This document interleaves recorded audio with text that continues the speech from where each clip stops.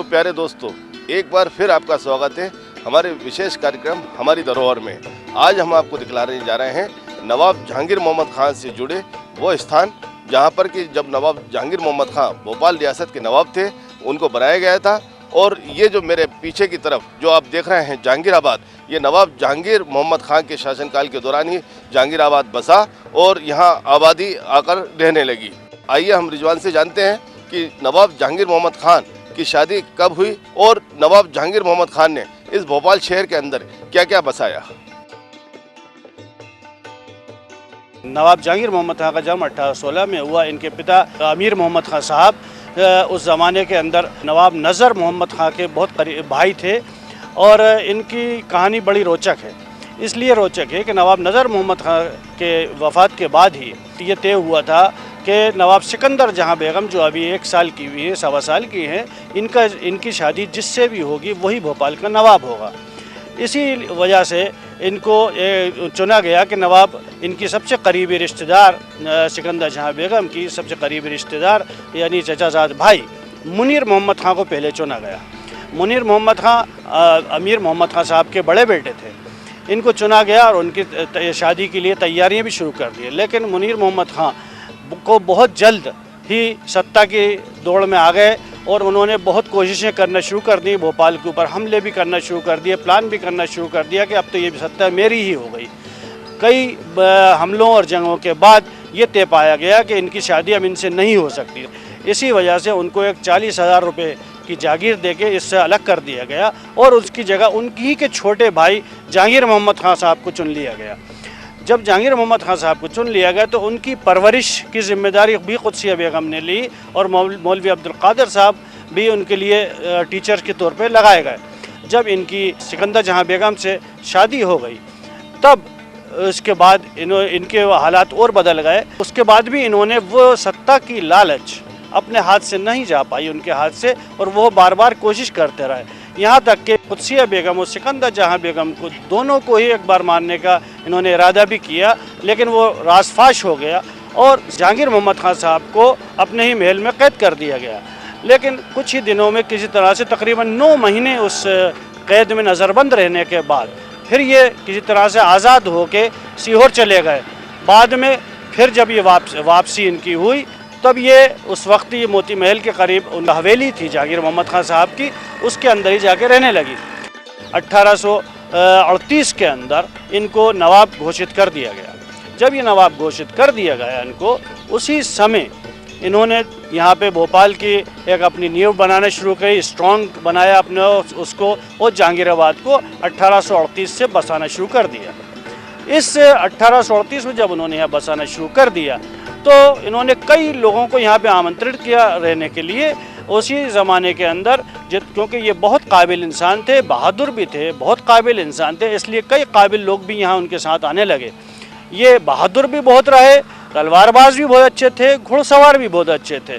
क्योंकि इनके पीछे इनके चाचा नज़र मोहम्मद खान साहब का और वज़ीर मोहम्मद खान जिनके दादा थे, उनका बहुत पीछे उनके साथ रहा था क्योंकि वो उनकी पूरी गाथाएं सुन चुके थे उनकी बहादुरी की। ये इनमें बहादुरी की कोई कमी नहीं थी।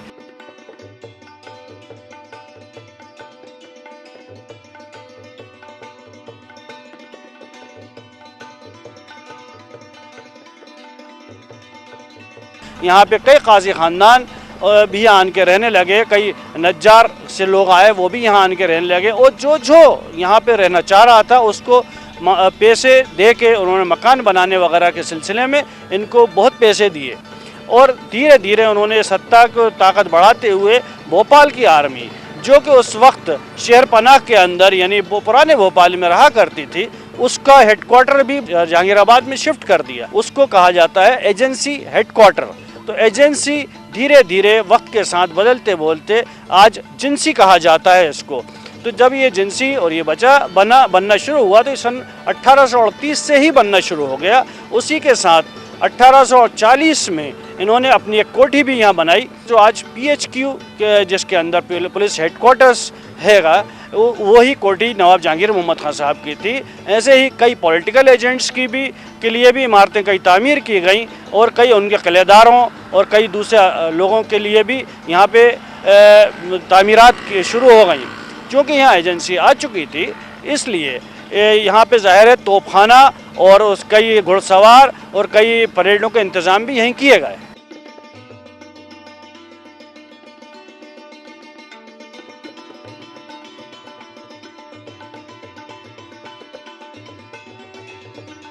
अभी हमने आपको दिखलाया जिंसी।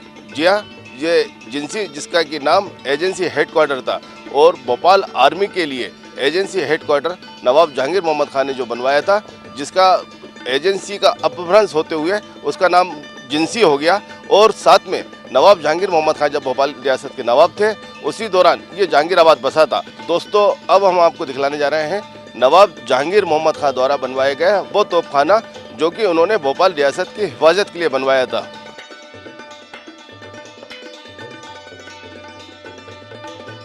नवंबर 1837 के अंदर जब कुदसिया बेगम और सिकंदर जहां बेगम और नवाब जहांगीर मोहम्मद खान के बीच जो मुआहदा हो गया और सत्ता जहांगीर मोहम्मद खान के हाथ में आ गई, तभी से उन्होंने ये इरादा कर लिया कि जहांगीराबाद को बसाया जाए। और इस जहांगीराबाद को बसाने के लिए उन्होंने सब लोगों को आमंत्रित किया और यहाँ भोपाल की फ़ौज 1838 के अंदर यहाँ पे भोपाल के फ़ौज को भी ट्रांसफ़र कर दिया गया।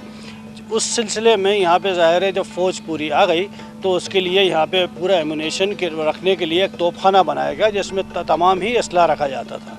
इस तोपखाने के अंदर के लिए हिफाजत के लिए इस जो दरवाजे हैं वो भी उतने ही मजबूत बनाए गए जैसे किले के अंदर होते हैं, क्योंकि उसके अंदर तमाम एमुनेशन रहता है। और इस तोपखाने के दरवाज़ों के ऊपर जो बड़े बड़े कीले जो आज भी नुमाया तौर पे दिखते हैं, वो इसी तरह से थे कि ये हाथियों के ज़रिए नहीं तोड़ा जा सके, क्योंकि हाथियों के ठीक पेशानी के ऊपर जाके ये कीले गड़ते थे तो वो उसमें धक्का नहीं मार सकते थे।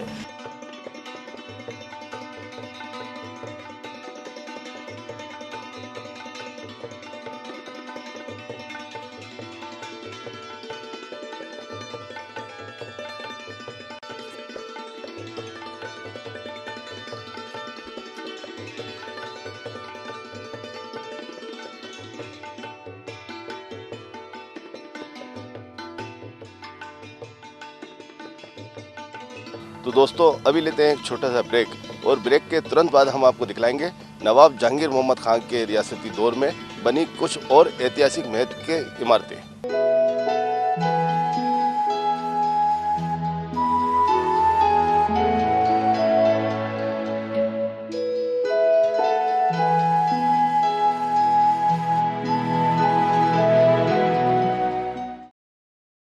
नमस्कार, आप देख रहे हैं बीटीवी न्यूज बुलेटिन में। इस वक्त मैं खबरों को लेकर मैं हूं अरुण तिवारी है। मैं हूं आपके साथ राशि। नमस्कार, मैं हूं स्वाति। मैं हूं आदित्य श्रीवास्तव। मैं हूं कृतिका और इस बुलेटिन की शुरुआत करते हैं इस वक्त की हेडलाइंस के साथ। अब आप बीटीवी न्यूज देख सकते हैं दैनिक भास्कर की वेबसाइट पर भी। इसके लिए आपको लॉग ऑन करना होगा bhaskar.com/mp/भोपाल।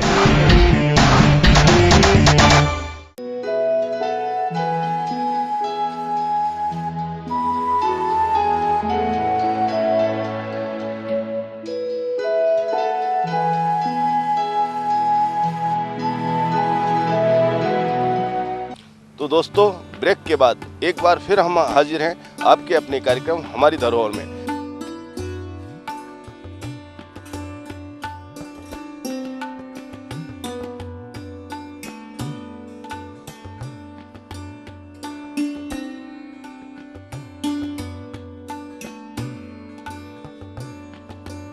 दोस्तों, नवाब जहांगीर मोहम्मद खान द्वारा बनवाया गया तोपखाना इन दिनों पुलिस महकमे के अधीन है। अब हम जिस जगह खड़े हैं, ये मस्जिद तकरीबन पौने 200 साल पुरानी है और नवाब जहांगीर मोहम्मद खान जब भोपाल रियासत के नवाब थे, उस दौरान ये मस्जिद बनी, जो कि जामा मस्जिद कहलाई। रिजवान बताएंगे इस मस्जिद की क्या खासियत है। 1840 के अंदर जब तोपखाना यहाँ आ गया तो उस तोपखाने के लिए ख़ास तौर से एक मस्जिद बनवाई गई, जो ये तोपखाने वाली मस्जिद के नाम से मशहूर हुई। लेकिन इसी मस्जिद को और अच्छा वसी और ख़ूबसूरत बनाने के बाद इसको जामा मस्जिद जहांगीराबाद की शक्ल दे दी गई, इसलिए पूरे इलाके की एक जामा मस्जिद बन गई। इस जामा मस्जिद या तोपखाने वाली मस्जिद को बनाने के लिए बहुत अच्छे कारीगर आए, जिनके आज अपन देख सकते हैं कि मेहराबें इतनी खूबसूरत अंदाज में बनी हुई हैं यहाँ पे, और इसमें नक्काशी इतनी खूबसूरत है। शायद ही भोपाल की कोई ऐसी मस्जिद हो जिसको इतने बाद में बनाने का 1840 में बनने के वक्त के अंदर जो बनी हो और इतनी खूबसूरत अंदाज में बनाई गई हो।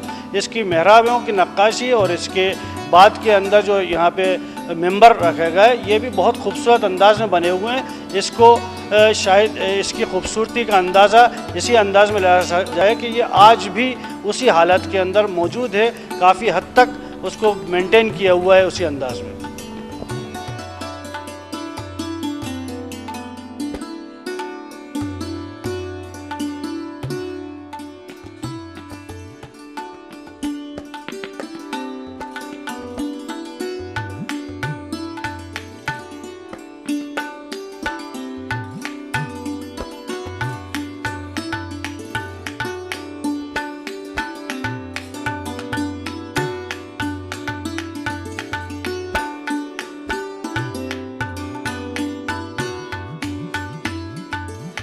दोस्तों, भोपाल रियासत की नवाब सिकंदर जहां बेगम के पति नवाब जहांगीर मोहम्मद खान ने न सिर्फ जहांगीराबाद बसाया, बल्कि अपने लिए जो एक महल बनवाया था, जो इन दिनों जहां पर पुलिस मुख्यालय है, वो नवाब जहांगीर मोहम्मद खान का रियासती दौर में महल था। साथ ही उस महल के से लगा हुआ उन्होंने नूरबाग बसाया। जी हाँ, एक नूरबाग जो उन दिनों बहुत सुंदर होता था, बहुत खूबसूरत होता था, वो नूरबाग हरा भरा बना रहा है।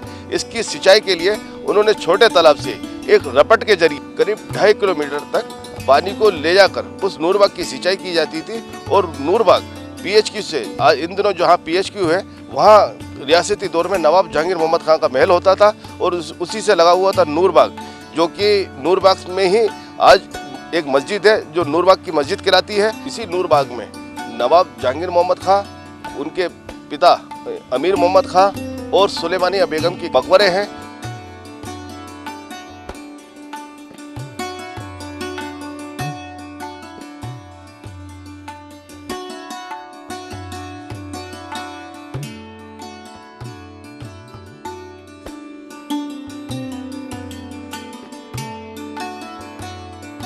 नूरबाग के अंदर ही एक दो मस्जिदें भी हैं जिसका जिक्र पहले आ चुका है। एक मस्जिद और नूरबाग की मस्जिद कहलाती है और एक 2 खाने वाली मस्जिद। इसी के सामने दूसरी तरफ एक और इमारत बहुत अच्छी बनी हुई है जिसको 7वीं बटालियन, जिसमें आज उसका ऑफिस है।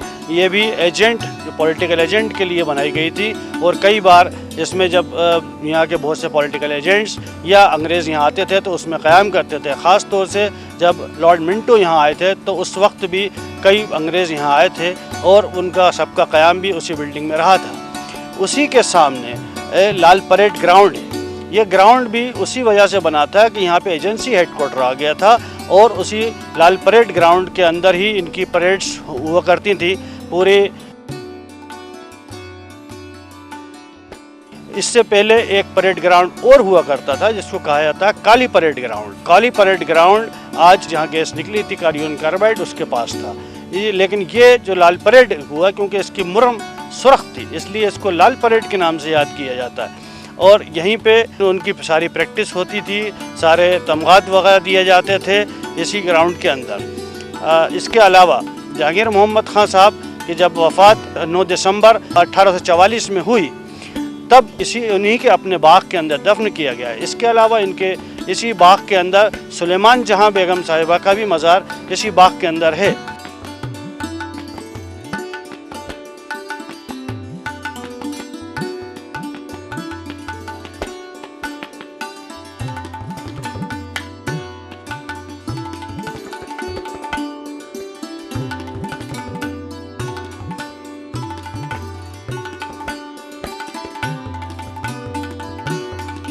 तो दोस्तों, आज हमने आपको दिखलाया नवाब जहांगीर मोहम्मद खान द्वारा बनवाई गई ऐतिहासिक इमारतें। अब हमें और हमारी टीम को इजाज़त दीजिए। इसके बाद फिर हम मिलते हैं भोपाल की किसी एक और ऐतिहासिक धरोहर के साथ। धन्यवाद।